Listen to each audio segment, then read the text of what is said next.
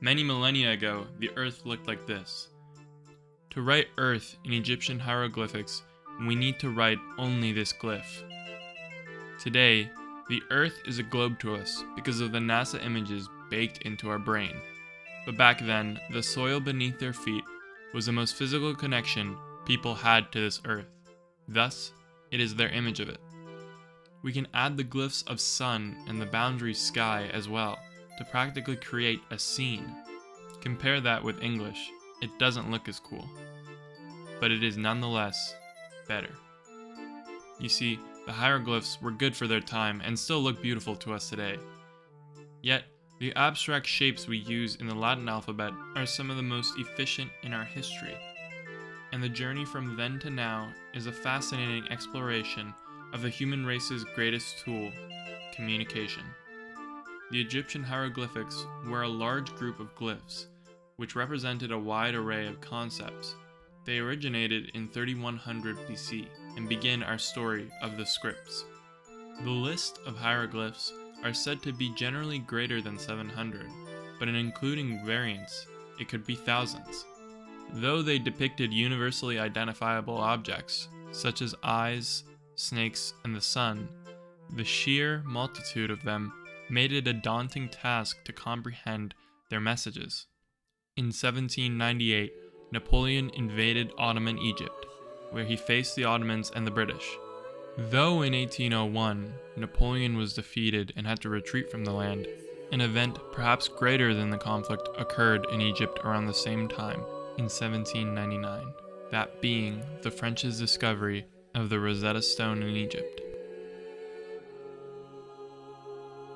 The Rosetta Stone is a trilingual inscription written in Egyptian hieroglyphics, the Egyptian Demotic script, and in ancient Greek.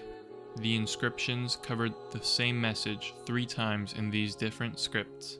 Being that ancient Greek was well understood by the Europeans in possession of the Rosetta Stone, the philologist Jean-François Champollion translated the message from Greek, and through that deciphered the inner workings of the long-coveted meaning of the Egyptian hieroglyphics. The hieroglyphs could function as phonograms, logograms, or ideograms, dependent only on the context of the word. A phonogram is a unit of sound in a word. In English, S and H make the sound sh, meaning despite being composed of 2 letters, it is one phonogram. An ideogram does not evoke a sound, but a meaning, like the ampersand, which means and.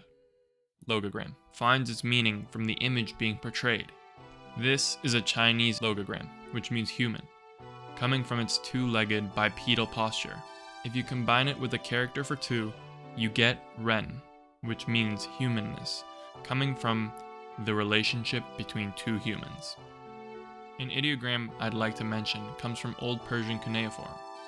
This is an ideogram for the god Ahura Mazda. It's cool because most Old Persian characters had become simplified to only 3 or 4 lines, while this one had 12 lines. As cool as cuneiform and its evolution is, I won't be covering it in this video, which is why I wanted to make quick reference to it. Champollion said about the hieroglyphics, "It is a complex system, writing figurative, symbolic, and phonetic all at once, in the same text, the same phrase, I would almost say in the same word. This is what pushed humanity to evolve their script." Between 1800 and 1500 BC, the writing system was condensed into the first known alphabetic system, referred to as the Proto-Sinaitic script. Around 28 characters have been identified, all designs of recognizable subjects. 500 years later, in Phoenicia, these letters became standardized with simpler forms, consistent sounds, and names. The Egyptian ideas remained in the essence of the letters. This Egyptian glyph represents a bull. It evolved into this Phoenician glyph, representing the same thing, now given the Semitic word for bull, Aleph, as its name.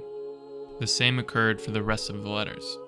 Here is the most important divide in the family tree, as there are 2 prominent child systems of Phoenician, in Aramaic and Greek.